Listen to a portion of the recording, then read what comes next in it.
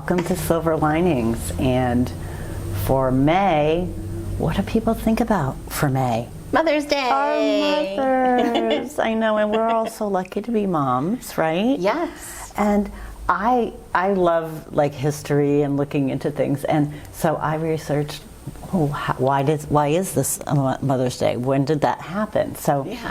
there was this lovely woman by the name of Ann Jarvis in West Virginia, and she decides that she's going to start a club to help women care for their children, because when you first become a mother, you really don't have any idea, right? Right, and that collective support is amazing. Yeah, so she does this, right? And then she starts caring for her mother in the early 1900s while her mother's starting to fail. And she loves her mother dearly and really never becomes a mom herself, but after she loses her mother in 1905, she's like, why can't there be a day to recognize and honor our moms? Because it meant so much to her. Her mom meant so much to her and the cause that she stood for. So finally in 1914, Woodrow Wilson made it so. So that's when Mother's Day came to be. And Anne thought, oh, wouldn't it be great to have a flower that symbolizes Mother's Day?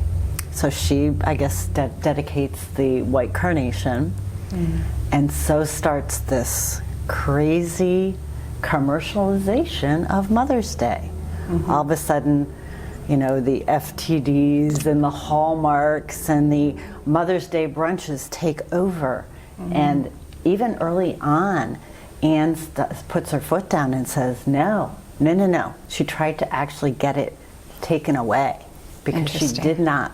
She said that's not the true meaning. And I think a lot of us have our own way of celebrating Mother's Day. And I know for me, I've always gotten into buying the card, but her true purpose was like, why aren't we making our own cards or just sharing what we do appreciate about our moms? I mean, I guess sending a card is a nice thing, but spending that time with each other is probably the best. Yeah. How about you guys? What's your take on that whole Well, thing? I can definitely share that Mother's Day definitely had a shift in my entire family when my grandmother passed. So that very first Mother's Day after her passing, it was all of us adult female cousins and our moms, so moms/aunts, all started to get together on the Saturday of Mother's Day weekend. And we would choose different waterside towns because we all love being by the water. We love shopping in little local shops. And we also would go to museums. We would go to the beach. We would just choose different locations every year. And we would just collectively be together, kind of have lunch together, do some activity. I love that. So you made it an event in and of itself, but it didn't center around the commercialization of Mother's Day. What about you, Diane? So these days, Mother's Day are a little sad for me because I lost my mother, oh gosh, I don't even know how many years ago now, I guess like 16 years ago. It really goes way back. She was very young to lose her life back then. Prior to that, we always did the traditional, Mother's Day brunch, and we always got together, and it was a really nice celebration. And then, after I lost my mom, of course, celebrated with my son, and now he's not around either. He's in Philadelphia, so for the last, I can't even remember, the last Mother's Day is probably maybe 6 or 7 years ago that he actually was around with me. However, here's the silver lining. He doesn't do things like flowers and cards, which at first kind of made me feel a little sad that I don't get any flowers and I don't get any cards because he doesn't do that. However, what he does is he always posts something on social media that's beautiful and surprising and just melts my heart. And just says something beautiful about our relationship and about me. And actually, because it provides that beautiful feeling for me, that's better any day than the flowers or a card or a bracelet. Absolutely. Right? Yeah. And that's from the heart. Came straight from the heart. And then I do something for myself. I usually do, like, buy myself some flowers. And since we live in this beautiful community, I try to go for a walk by the ocean or do something to celebrate me, because I can make myself feel, how I need to feel and celebrate myself. It doesn't have to come from the outside. I don't have to wait around as a mom and say, when am I going to get some flowers, or when something's going to happen? I would rather be proactive and go get something special for myself or do something special, right? And celebrate myself that way. Yeah, Absolutely. and I do like to visit my mom, but I like to wait for when my sister can join me. Okay. And that's usually on the Monday after. So, that makes it special too, because it really is about how your family can appreciate each other. Right. And so it isn't all in how you choose to do it, and there is no right or wrong way. And I love on Facebook when I see people posting, my fur baby, gave me a Mother's Day card, of course, you know what I mean, or something, because we're all maternal, and whether you actually have a child or you're mothering somebody as a teacher, or you're mothering somebody as a therapist, or you've mothered somebody, that's a fur baby. I mean, we all have that instinct in us, and we all, I think, really just get a lot out of being mothers. Yeah. So happy Mother's Day to all the moms of students, of children, of fur babies, and of everything. Of life. Of life. Happy Mother's Day. Happy Mother's Day. Happy Mother's Day.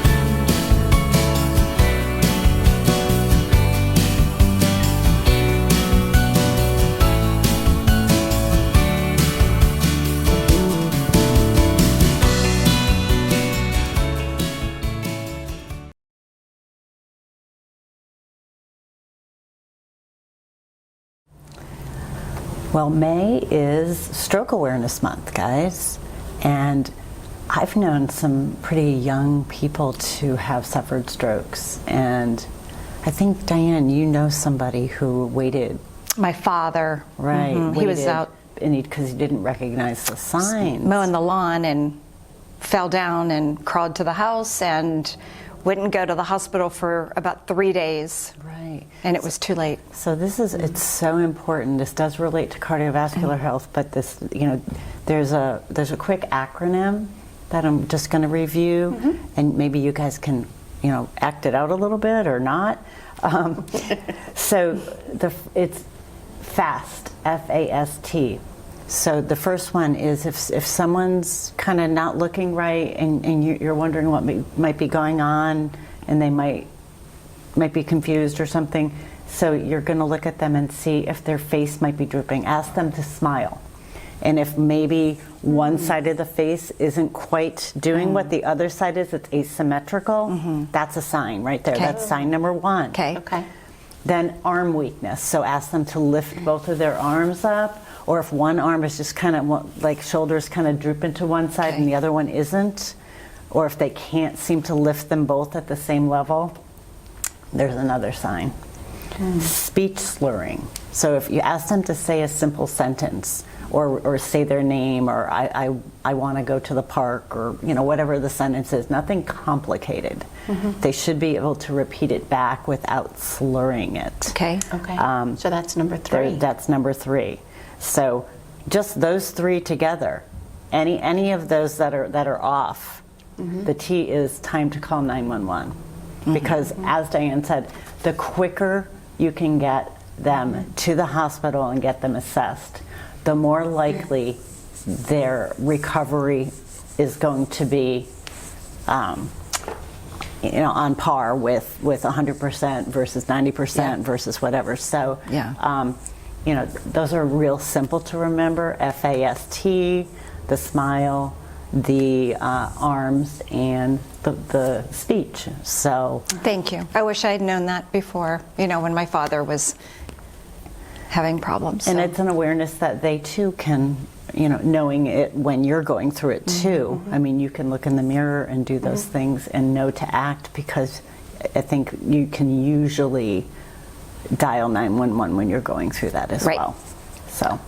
And I think also a little bit like if you start slanting or even walking, if you're not walking straight up, but notice you're kind of leaning as you're walking, that's another sign too. Absolutely. I think if that were probably happening, you might tend to fall over a little bit. Yeah. Yep, absolutely. So definitely to try to take care of yourselves to avoid any of these symptoms, but things like this can come on, and we hope that you'll be aware of it with FAST.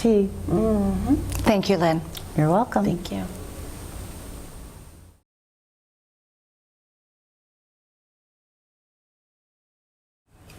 Hi, and I wanted to welcome Jessica Demers here today with me from local yoga studio, who is actually my yoga teacher. So I wanted to thank you for just being a part of this segment with me today. Yeah, I'm really excited to be here. Thank you for Awesome. having me. You're welcome. So we get the pleasure of Jessica for the segment and a little extra bonus afterwards. But I wanted to focus on mental health awareness. It is Mental Health Awareness Month. I wanted to, highlight a few statistics and then how holistic options can be really beneficial. Sounds good. So if you can believe this, U.S. statistics, annually, 1 in 5 adults experience a mental health concern. So we're talking 47.6 million people are affected by a mental health concern. Wow. 9.2 million experience it with a co-occurring substance concern. And then 1 in 6 youth, ages 6 to 17, have some sort of mental health concern.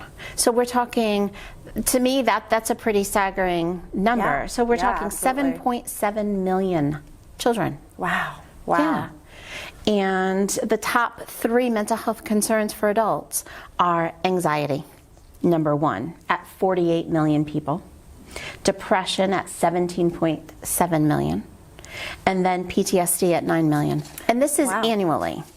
Wow. And is that number before COVID or This was during COVID? pre-COVID. Oh. So these numbers have absolutely enhanced. And I see that in my work with even teenagers, that's enhancing. So I wanted us to come together today to talk about what are some great holistic options, besides treatment that obviously we want people to get, but some holistic options to really help support our wellness, even with and support mental health conditions. So today I wanted to focus on yoga, meditation, and deep breathing. Excellent. That's Yes. great, Dina. That's right up my alley. I know, you were the person I had to call. So I'm glad you touched on this, but I want to remind everybody again that this is an adjunct to, Yes. actual treatment. So, Absolutely. So treatment and diagnosis is super important, but this can kind of help enhance what you're doing with your doctor, of course. Yes. So yoga, as many of you know, has been around for thousands of years, and it was actually the movement part of yoga was a precursor to meditation, because it's very hard to focus on a meditation when your hip hurts. So by stretching it out and being able to move around a little bit, by incorporating that movement, you're able to rest a little bit easier when you're in your meditation or you're practicing a breathing technique. Certainly there's a lot of yoga out there. There's a lot of different styles. There's a lot of different things you can do. So I always encourage people to go try different places, try different teachers, try different formats, because you never know what's going to really resonate with you. Sometimes you hear something a different way. We talk about that a lot when we do training. Yes. You know, that everybody's got a different voice. Everybody has a different way of saying that. So you want to find what's best for you when practicing yoga. I want to share that I think one thing that is so beneficial, and I think could be so helpful with mental health considerations, and also just self-worth, is the fact of how we learn so much about ourselves on the mat. Yes. Yes. How we absolutely. can leave the stress, leave the self-doubt. We can leave all that on the mat as we are breathing through, a pose, as we are, stretching maybe a tiny bit further than we thought we could. And that's what I love about yoga, is it's, again, practice at your own pace. And just the fact that I think we learn a lot about ourselves and our capabilities and what we can do on the mat. Yes. So, with yoga and meditation and breathing, you're encouraged to be mindful. You're encouraged to just be right here in this moment right now. Feel that kind of uncomfortableness in my body as I'm stretching and breathe through it. Yes. The breath is so important with that, you know? Yes. And when you're able to just be in that moment, you're not able to worry about the future or ruminate about the past. So you're turning on that like magic happiness button in your brain by just being right there, right in that second, working on your breath or working on your meditation or working on your amazing stretch. It's a great way to kind of feel better in just the next few moments. Right. And there's so many poses that people can definitely modify and stuff for them. And I think the important thing too is with breathing is there's also different strategies and techniques for breathing, which is really helpful. Like I love the intentional breath. Yes. I love the breathing in and asking for something that I want to bring into my body, whether it's calmness and peace or courage or whatever it is, and then exhaling what I want to release from my body, the stress, the worry, the anxiety. I talk about that a lot with clients. I bring a lot of this in my work with really all ages. And then the square breath. And this is all on counts of 4, and it's awesome for anxiety and worry and stress, is breathing into the count of 4, holding to the count of 4, exhaling through your mouth for the count of 4, pausing for the count of 4. Yes. It makes that perfect square in 4s and literally helps kind of disrupt the flooding of emotion, helps to disrupt any ruminating thoughts. Because now I have to focus on counting. So now I'm really doing mind and body focus when I'm breathing in for my body, but I'm counting for my mind. Absolutely. And actually that was developed by Navy SEALs, that particular breath technique. I didn't know that. And often they use that when they're diving so that they really have that intentional focus on the moment and what they're doing. So if Navy SEALs can do it, Exactly. if it's good enough for them, it's good enough for us. Exactly. It is that intentional breath and really paying attention. And that's the beauty of using the breath in your meditation, because it's always with you. It's always there. Right. You don't have to think about it. You don't have to control it. You don't have to do anything. It can work on its own, or you can control it. You can make sure it's happening the way you want it to happen. And it's always here in every moment. And breathing itself is meditative. And I also just wanted to kind of finalize this thought just on meditation. Some people believe that meditation has to be just sitting in a chair, and they really struggle with that. So meditation literally can be, I'm going for a walk, and when I hear my footsteps, it becomes this meditative place. When I paint, that becomes a meditative action. When I sit in the sun or watch the waves, that becomes meditative. So we really want to open up the idea that meditation absolutely can be in a chair, could be hearing a guided meditation, but it can also be activity. Absolutely. Absolutely. Meditation is about getting yourself in that state of mindfulness Right. where you're paying attention on purpose to what's going on, not worrying about all the other stuff. So anything that puts you into that state of flow is really a meditation. Yeah, and we just want to really enhance that. You know, you put together 2 or 3 of these things, and you've got 3 great techniques in your toolbox to help with any mental wellness condition, any moment of stress, any current trigger going on. So that's why I thought this was important to talk about for mental health awareness. Yeah, I think. So thank you. I think this is going to be great for a lot of people. I'm excited to be here. Absolutely. So try it out. It totally works. Thank you. Thank you.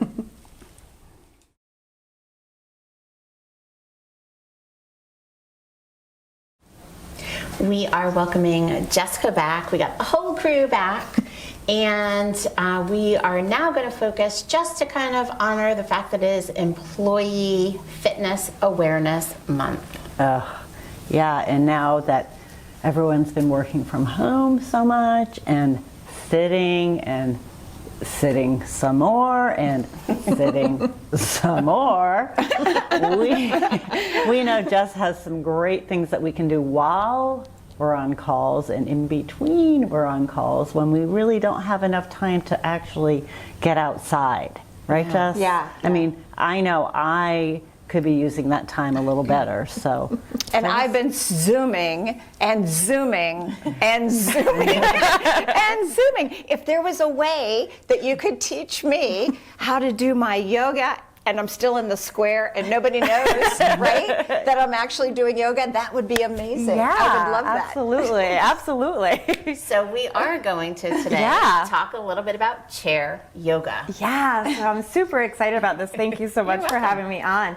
So I'm going to show you a few yoga poses. Now, if you'd like Diane, you could get into your yoga garb over here, or you could stay in your work clothes. You could do either or. This is all about staying in that chair. We're going to do some things that you can do really discreetly so nobody knows on your Zoom call that you're working out.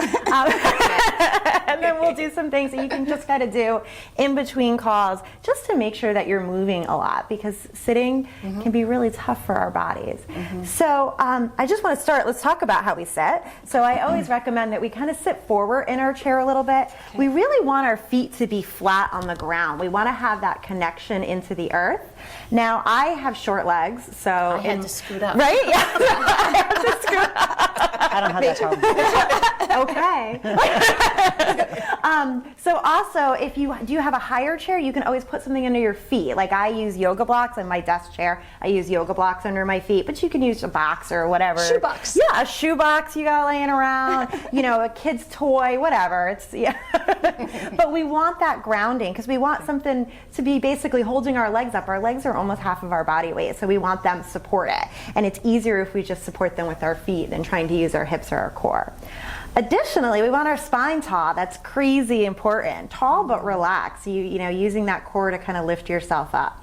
So let's just start with a little bit of simple, gentle movement. You can do this anytime. We're just going to roll the shoulders. So it's super simple. I'm going to really exaggerate my shoulder roll, but you can do this super easy. Doesn't this already feel good? Yeah. Yeah. Please join us at home and do this with us. Yes, because you're sitting in a chair watching. Well, maybe not. They could be walking. Technology is amazing. Yeah. And then maybe, roll the other way. yeah, So yeah. you're going to notice that maybe you are able to roll one shoulder easier than the other, or maybe one direction is different than the Is other. crunchy stuff okay? Yeah, on the shoulders? crunchy Okay. stuff, all of that is normal. Actually, crunching is good. That you're releasing those toxins. Okay. So we like crunching better than no noise Okay. sometimes. So letting those shoulders relax, and we always want to make sure they're down out of our ears. We don't want to be sitting like this. We want to really make sure that we're intentionally letting the shoulders drop away from the ears a little bit. And then we can do some rotation. Now, I'm a big fan of doing more than one thing at a time. So we're going to start with our wrists, but then you can also do your ankles at the same time. And this you can do discreetly under your desk during a Zoom meeting. Oh, I like it. Yeah. And I'm getting like crackle in the same direction every time. You can go the other way. We always want to do one side and then the other. Of course. Yeah. Good. So the other problem with Zooming and sitting at your desk all day long and using that keyboard is carpal tunnel. Yes. So let's do a little stretch for that. So we're gonna bring one hand out like you're holding a tray. It can be your tray of your favorite wine if you'd like. And Yes, that's perfect. you're gonna grab those fingers now and you're gonna pull them down. As you do, push your palm out in front of you. So push, push, push, push, push. So here, ladies, you should feel a stretch all in that kind of carpal tunnel area, getting that wrist in there. And doing this just for a couple minutes here and there in between your calls is gonna be super helpful. Right? It feels good. And then Absolutely. crossing underneath, grab your thumb. This is where I always confuse people, and pull back a little bit. Now we're getting that fat pad in the hand. I'm like hyper flexible. So That's awesome. it's like, wow. Good. And give yourself like a, 10 to 20 count on this. And then you can release, and maybe you're gonna rotate a little bit. I'm a big fan of rotating the wrists. And then of course we always do the other side. So we're gonna hold that tray out, pull those fingers down, and press that palm forward. Good. You ladies are all very flexy today. Love it. And then let's grab that thumb and pull. Oh, yeah, this Yeah, one- there you go. Yeah, I know. One side's always different than the other, and you can never remember what you did, right? I'm glad I'm not the only one. Yeah. How did I get there? A couple of surgeries on this thumb. It doesn't want to go that Be way. nice to it then. Yes, be always, kind. always be nice to your body. If something doesn't work, then don't do it. Modify it, change it. So a little rotation here, a little rotation there. Let's do a little bit of elbow stretch. Did you know you can stretch your elbow? Isn't that like crazy? So if you've ever played tennis and had tennis elbow, this is yes. gonna help. So we bring our arms really close to our body. So my elbows are kind of tucking in towards my body. Hands are flexed, nice and strong, and I'm just gonna go up and down a few times. So this is gonna stretch all around the elbow. This is gonna get the forearm. I feel it. Bicep and tricep, right? Super simple. I hang clothes up and down a lot, so in my showroom. So Yeah. this actually feels really good. Perfect. Good. Like good, this. Good. Excellent. All right. So that's another one that you can discreetly do during your calls. Nobody has to know you're doing this. Good. So a little bit of upper body work. So I like to make sure that we incorporate some movement of the spine in basically every direction it can go in. So we're going to start with cat-cows, seated cat-cows. I love cat. I do Me too. too. Right? It's a nice stretch. Right? And it's a great way to start to sync the breath and the movement. But how do you do it talked in about a the breath. chair? Oh, it's great. Oh, yeah. It's my favorite. Yeah. So first, we're going to do cat. So we're going to bring our shoulders forward. Okay. Bring your belly button in towards your spine and tuck your chin to your chest. So here's your cat. Oh, okay. And then as you inhale, roll your shoulders back, bring your chest and belly forward, and angle your chin up towards that ceiling. Good. And let's go back and forth. We exhale, hollow out the belly. Inhale, open up to that nice cow pose. And just take your time going back and forth.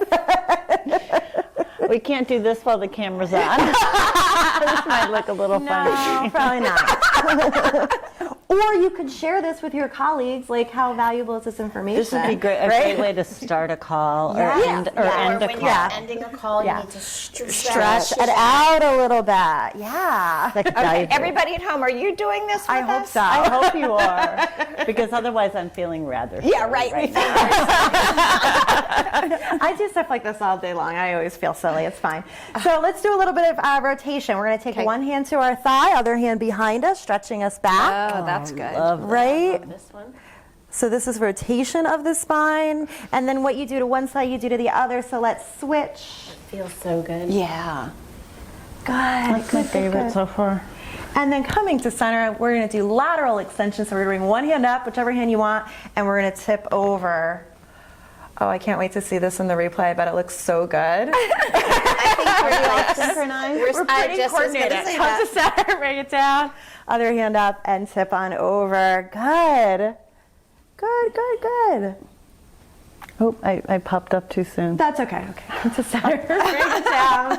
And then I got one more for you. I got an amazing hip stretch that we're going to do. Okay, nice. So we're going to kind of cross our legs. So we're going to take our I can ankle tell. onto I our need this. thigh. I don't even know if I can get I up. already Let's see. feel it. Oh, Right? Just right there. Yes. gosh. Yeah, right? I need it. And Yeah. Can we, if we push down, is that Yeah, good? but if you push down, let me give you a tip. Push on your thigh, not on Okay. your knee, because we You really don't like wanna our hurt your kneecap knee. to stay Yeah. where it is. Yes. So That's a great tip. That would be a good tip. So we press on our thigh. That's Okay. that's a little bit more solid. Okay.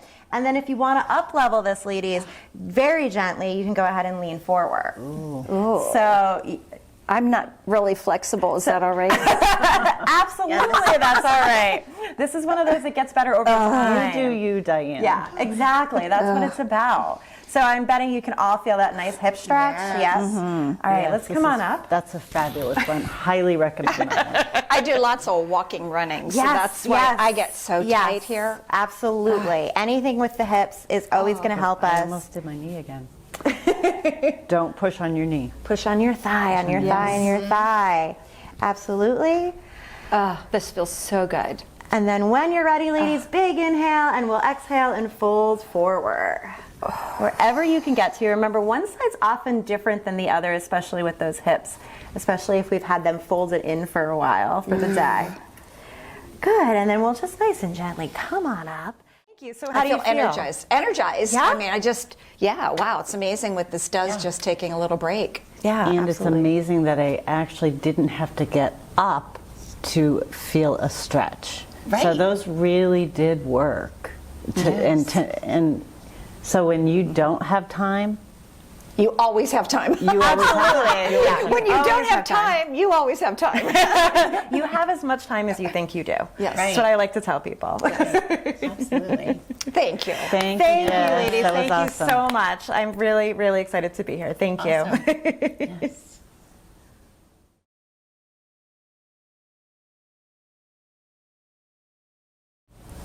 And now for the fashion segment. I just finished my yoga class, right? And how do I go from yoga to the grocery store or how do you do yoga to a party? I mean, I've done it before. Wow. I will show you. To a party. I have. want to know that one. Okay, I'm going to show you. I have my clients ask me this all the time. They're like getting changed in the bathroom all the time. So first of all, I mean, I have something simple on. I have a nice legging, right? I have my little workout bra underneath. So one tip is, if it's a long sleeve item, and I have, I love this. I think I must have at least 5 of these in my closet. So I'm going to the grocery store after my yoga, and I just throw this cute little vest on, right? I love that. Tie it up like this. And I don't have my boots with me, but if I had like a pair of, like a black suede bootie, I would just throw the bootie on. A lot of times, just changing out the footwear from the exercise shoes to changing into a bootie or something like is key. So that is like a great way. Now I'm out to the grocery I store. can imagine a booty with that. Can you imagine a booty with this? Yeah. Super Okay. cute. So this is one idea. Here, I'll hang that for you. Yep. Thank you I'll be- very much. I'll be Vanna. Vanna. And then let's say, maybe it's raining outside. And we're going to go from yoga, again, to the grocery store or something like that. I think part of the key is that we want to make sure our booty's covered. So I always pick yeah, items yeah. because it's going to look a lot more presentable, that you have like a longer top or a longer. Yeah. So this is another idea. Yeah. Finished, yeah. Yeah, it Yeah, makes a it little all more, yeah. nice and finished. Okay. Then, if you want to go from, I don't want to take, maybe I don't want to take it off because I'm too much. But what you want to do, you can picture this, right? Oh, yeah. So now I'm going to switch out the top. And I'm going to put on a prettier top. So this is a t-shirt, but it has a beautiful sheer sleeve on it and a little bit of sheer here. So I'm going to do a paper doll thing. Do you remember playing paper dolls? So this is what you do. You put on, because now I'm going to a party, right? So I put on this cute little t-shirt with my legging, and I throw on something like a leather jacket, right? Wow. And then changing out the footwear going towards summer here, I just throw a cute little sandal on. And really, I mean, I've actually done this before. I mean, doesn't that look, I mean, do you know that I was at yoga class if I No. throw a leather jacket on? Or you can do it with a jean jacket. Especially if your leggings were black, Yeah. Yeah. you would have no idea Yeah. that Well, you just came from class. I like even something like that is just so neutral. Something Yeah. like That it it's can a little really- bit fashionable, right? Yeah. very fashionable, very cute. Absolutely. Those are some really great tips, Diane. Thank you. So now, no excuse. You don't have to run home and shower. All you do is switch out your clothes and off you go to your next activity. Awesome. Saving time. Love it. Saving time. Yes, time value money. Yeah, there you go. Thank you. Yes.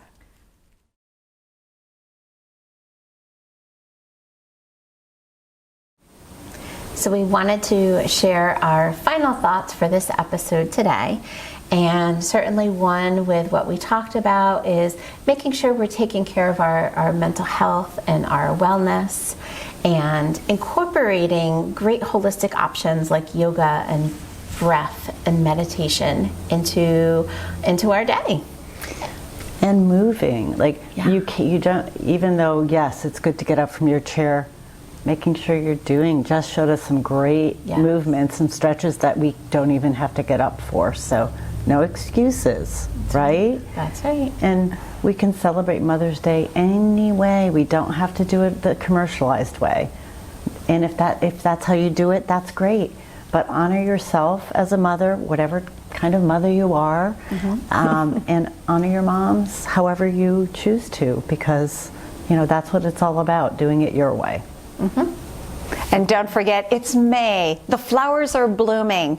Stop and smell the roses, right? Just Yeah. stop and smell them. Even if it's somebody else's yard, sometimes I go over and smell them. They don't mind because they know I'm enjoying them, right? Right. And if I'm out in the woods, pick a few of those flowers, bring them home, and put them on your table. They really do brighten your room and brighten your outlook. Absolutely.